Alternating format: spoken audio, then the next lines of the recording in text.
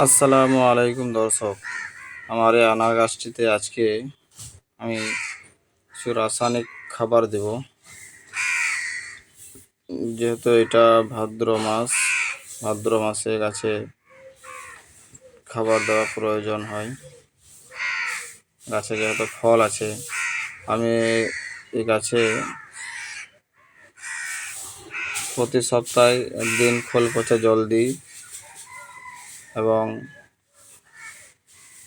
মাসে একবার করে হাড় গুঁড়ো, শিংকুচি, নিমখোল, বাদাম খোল যে সারটা এটা দিই।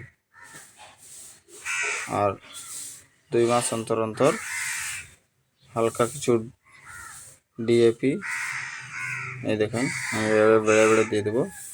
আর হালকা পটাশ আমি এই গাছটায় দিয়ে থাকি।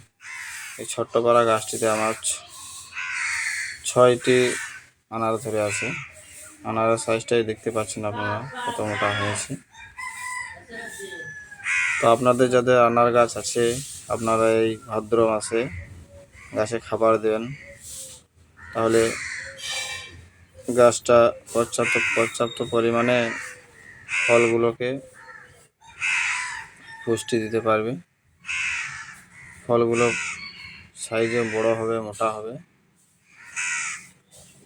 আসসালামু আলাইকুম।